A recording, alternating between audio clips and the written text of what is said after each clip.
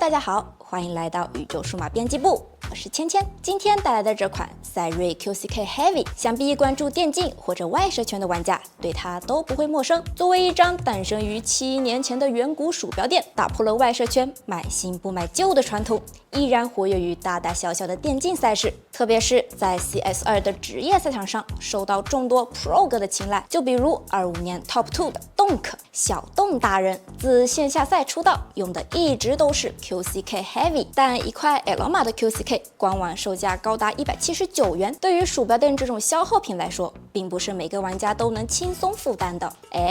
于是我们还搞来了3款热门的国产平替，价格从49到59元，最贵也不过原版的1/3。让我们一起看看这些类 QCK 的后辈们到底能有几成功力。简单过一下这4款鼠标垫的基础规格，可以看到除大小、厚度略有不同，其他参数几乎一样。虽然 QCK Heavy 的手感足够经典，甚至可以说是外设老炮人手一张的标配，但大部分玩家对鼠标垫的重视还是没有键鼠、耳机那么在意，所以有必要介绍一下这款赛睿 QCK 到底好在哪儿。首先是 QCK 布面的摩擦力，也就是我们常说的中性偏滑或者中性偏色，而界定中性的标准就是赛睿 QCK。虽然中性也代表了中庸，在手感并没有什么特色，不能迎合你的使用喜好，但却很好的平衡了启动阻力与顺滑度，大大降低了萌新的上手门槛。接下来让我们放大相机倍率，观察 QCK 表面的编织纹理，可以看到织线排布紧凑有序，是非常典型的细面工艺。由于纹理方向统一，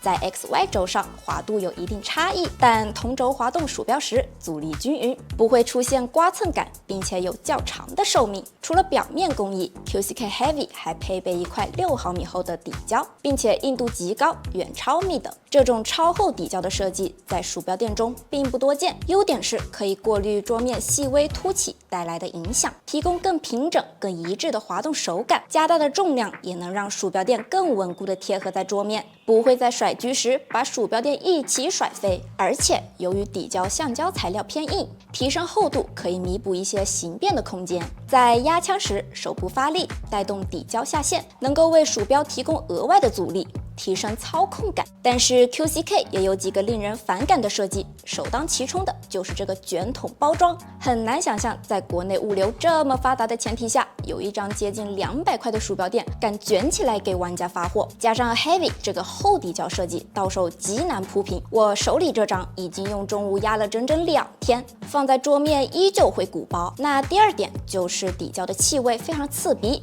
有种穿人造皮鞋跑了2公里的臭橡胶味儿，压平散味儿至少要折腾个3-4天。反观这3款不到60元的平替，不说包装有多精致吧，至少到手可以直接铺平在桌面使用。其中在外观上最还原 QCK 的是来自垃圾桶外设的黑，正如它的名字，这款垫子只有黑色可选。编织工艺与 QCK 相似度极高，并且编织更加细密杂乱，降低了不同方向间纹理的差异。XY 轴手感更加相似，黑的表面似乎没有绒感，摸起来略微有些粗糙，滑度也更高，有点 QCK 加的感觉。边缘采用了 QCK 同款的不包边设计，虽然用久了可能会翘边，但也提供了极致的平整度。我认为利大于弊，筒 CK 的底胶较软，硬度介于 Mid 和 Soft 之间，能在大幅度拉枪时提供明确的停止反馈，但回弹速度一般，滑动鼠标稍微用力就会感到垫子的阻力增加，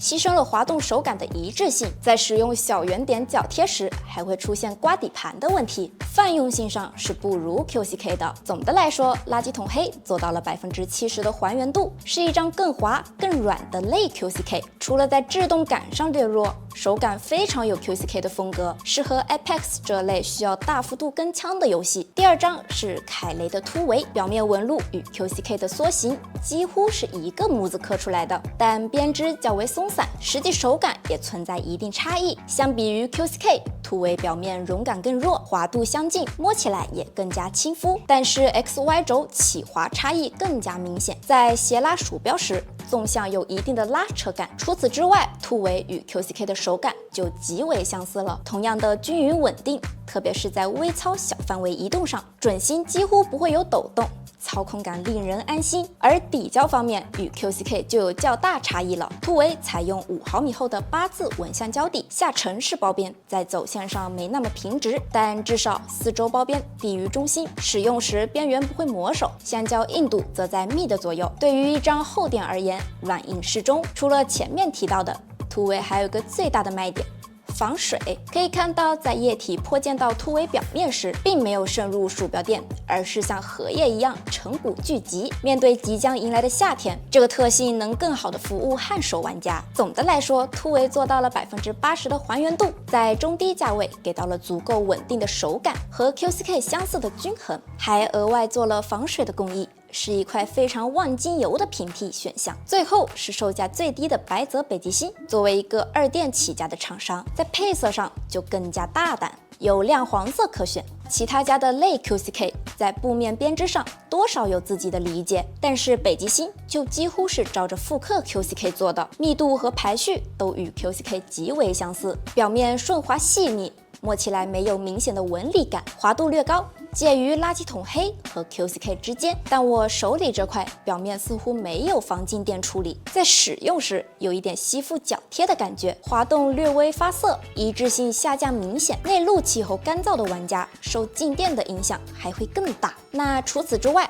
这块垫子就完全对得起价格了。XY 轴起滑差异控制的不错，各方向拉枪都没有粘滞感，还配备了5毫米厚的超软底胶，硬度接近 Xsoft， 为手部提供了非常舒适的支撑，并且回弹均匀，不会出现底胶下陷后阻力突然变大。但 Xsoft 的软垫与 QCK Heavy 邦硬的风格实在是相差太大，导致布面虽然是类 QCK， 但整体手感上已经偏离了 QCK 的中庸之道。总的来说，北极星的性价比还是非常高的，最便宜的 S 码售价也就30块，再加上软弹且舒适的底胶，哪怕是作为一块休闲垫，也有物超所值的体验。当然，所谓的平替相似度只是我主观的评价。之所以选择类 QCK 作为题材，是因为它足够普通，足够基础，可以让没接触过高性能鼠标垫的玩家少走些弯路，至少把类 QCK 作为入坑的第一张鼠标垫，能够包容玩家们更多奇怪的使用习惯。好啦，以上是本期视频的全部内容。